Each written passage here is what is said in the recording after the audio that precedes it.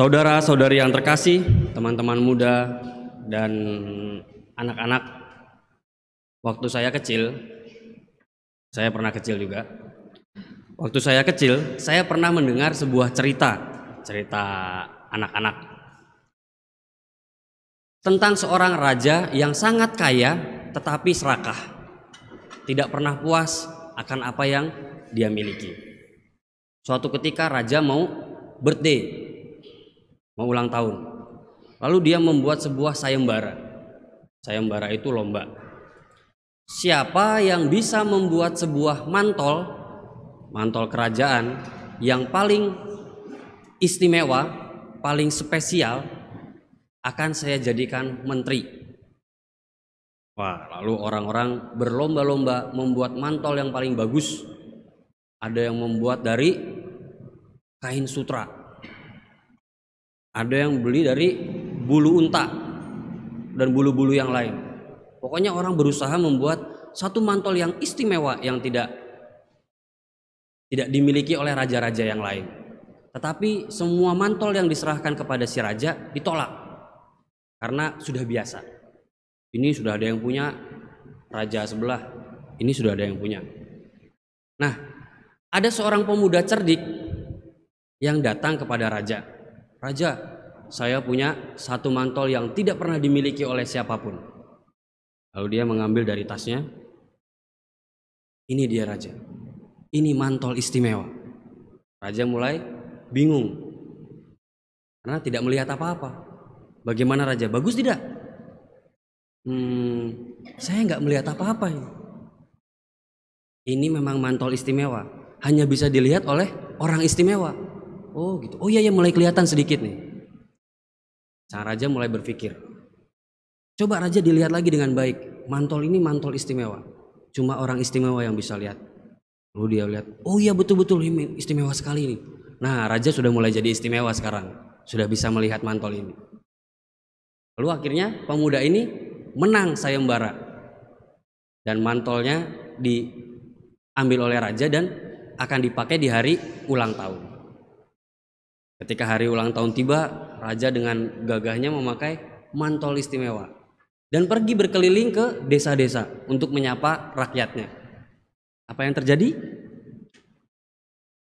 Rakyatnya menertawakan si raja karena raja berkeliling desa dengan telanjang. Ya, pakaian dalam lah. Karena mantol itu sebenarnya tidak ada. Itu hanya akal-akalan dari si pemuda yang ingin memberikan mantol istimewa. Saudara-saudari yang terkasih, dari kisah ini kita belajar bahwa meskipun seseorang dapat melihat dengan matanya, ternyata dia bisa mengalami kebutaan karena keserakahan, karena sang raja ingin menjadi yang istimewa daripada yang lain. Dia tidak bisa melihat bahwa sebenarnya tidak ada apa-apa di tangan pemuda itu.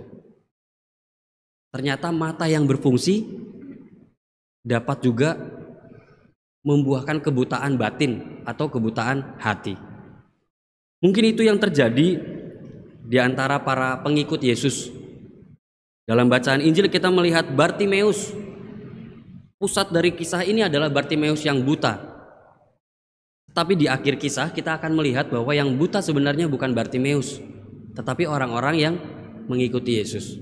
Karena sekalipun Bartimeus tidak dapat melihat, dia tahu siapa yang dapat menyelamatkannya. Nah, karena imannya inilah dia selamat. Sedangkan para pengikut Yesus yang sudah mengikuti Yesus kemana-mana melihat mujizat-mujizatnya, ketika Bartimeus datang untuk memohon keselamatan, para murid justru atau para pengikutnya justru menyuruh Bartimeus untuk diam. Lihat, ternyata para pengikut ini belum mengerti apa yang dikatakan dalam bacaan pertama, bahwa Yesus adalah janji keselamatan Allah yang diturunkan ke dunia untuk memberikan penglihatan pada orang buta, kebangkitan bagi orang mati, pendengaran bagi orang tuli. Itu memang tugas Yesus, misi Yesus ke dunia itu. Dan Bartimeus sekalipun tidak dapat melihat, percaya, tahu, sehingga ia datang kepada Yesus. Sedangkan para pengikutnya malah seolah-olah tahu tapi justru tidak mengerti bahwa Yesus itu tugasnya yang menyembuhkan orang-orang ini. Maka ketika ada yang datang memohon kesembuhan, mereka justru menyuruh diam. Kalau kita melihat apa yang terjadi di dalam bacaan Injil, bagaimana Yesus menyembuhkan Bartimeus, ada sebuah proses yang terjadi. Bartimeus yang tadinya duduk, mengemis, diam, dan hanya bisa teriak-teriak, sampai akhirnya mendapatkan kesembuhan, penglihatannya kembali. Lalu dia mengikuti Yesus di dalam perjalanannya. Dalam teks yang lain dikatakan secara lebih jelas, ia kemudian mengikuti Yesus sambil memuliakan Allah. Dari yang tadinya tidak bisa apa-apa, mendapatkan kesembuhan, mengikuti Yesus sambil memuliakan Allah. Ini adalah dinamika pertobatan. Kita yang tadinya tidak tahu, terpuruk, hanya bisa diam, mengeluh, dan meratap. Ketika mendapatkan kesembuhan, mendapatkan penglihatan lagi. Penglihatan itu apa artinya? Saya mampu memaknai. Yang tadinya saya buta, saya putus asa, saya tidak tahu mau kemana, mau ngapain, mau berkata apa. Lalu saya melihat sebuah secercah harapan dan saya bisa memaknai peristiwa yang sedang saya alami. Itulah penglihatan. Yang tadinya blank, tapi saya akhirnya menemukan ini makna. Itulah penglihatan. Dan karena itu saya memuliakan Allah dan mengikuti Yesus. Ada 3 tahap juga. Orang buta, Bartimeus, Yesus, dan Allah. Yesus di sini berperan sebagai perantara. Orang buta yang tadinya tidak bisa melihat apa-apa, karena perantaraan Yesus menjadi bisa mengenal karya Allah, karya keselamatan Allah. Nah, fungsi Yesus inilah fungsi imam yang dikatakan dalam bacaan kedua. Imam itu bukan hanya orang seperti saya yang tertahbis, tetapi kita semua yang sudah dibaptis itu mendapatkan imamat umum. Saya mendapatkan imamat tahbisan, tetapi kita semua yang dibaptis mendapatkan imamat umum karena kita semua ambil bagian dalam imamat Kristus, seperti yang dikatakan dalam bacaan kedua. Satu-satunya imam tertinggi adalah Yesus, dan kita semua ambil bagian dalam imamatnya. Maka kita semua punya tugas yang sama seperti Yesus untuk menjadi perantara. Orang-orang yang buta di sekitar kita untuk semakin mengenal karya keselamatan Allah. Mari lihat pengalaman hidup kita. Apakah saya sudah menjalankan tugas imamat Yesus untuk semakin mengenalkan orang pada karya keselamatan Allah, atau semakin membuka mata orang supaya orang itu mengerti bahwa oh, ini karya keselamatan Allah. Orang tua ketika mengajarkan sesuatu kepada anaknya itu sedang membuka mata anak agar anak itu tahu cara melihat. Kalau ketika mengajarkan, yang diajarkan adalah keputusasaan, kesedihan, kekerasan, maka anak akan melihat dengan cara demikian. Begitu pula sebaliknya. Kalau yang diajarkan adalah cara kasih, pengampunan, pengertian, maka anak pun akan melihat dengan cara demikian. Sama seperti Yesus membuka mata Bartimeus,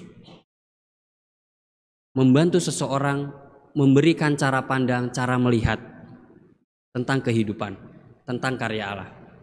Maka ibu bapak, saudara-saudari yang terkasih, kita semua sekali lagi pada minggu ini secara khusus ketika gereja merayakan hari Minggu Misi Sedunia. Minggu Misi Sedunia, kita semua punya misi yang sama, yaitu misi Yesus Kristus, mewartakan karya keselamatan Allah. Maka di hari Minggu Misi ini, mari kita merenungkan, merefleksikan baptisan yang sudah kita terima. Karena itu memberi cap, memberi stempel bahwa kita memiliki tugas yang sama dengan Yesus, yaitu untuk mengenalkan Allah, mengenalkan karya keselamatannya bagi orang-orang di sekitar kita. Dan dengan kata lain, kita sedang membantu orang-orang di sekitar kita untuk melihat dengan benar, dengan baik karya keselamatan Allah yang sedang terjadi dalam kehidupan kita sehari-hari. Semoga kita semua semakin dimampukan untuk menjadi imam-imam bagi orang-orang di sekitar kita, yaitu perantara, membantu orang yang tadinya tidak bisa melihat karya Allah, mereka yang putus asa, mereka yang dirundung rasa bersalah terlalu berat, mereka yang tidak punya harapan, mereka yang sakit, mereka yang bisu tuli. Semoga kita dapat menjadi perantara sehingga mereka semakin dimampukan untuk melihat bahwa karya keselamatan Allah sedang terjadi saat ini juga. Marilah kita hening sejenak.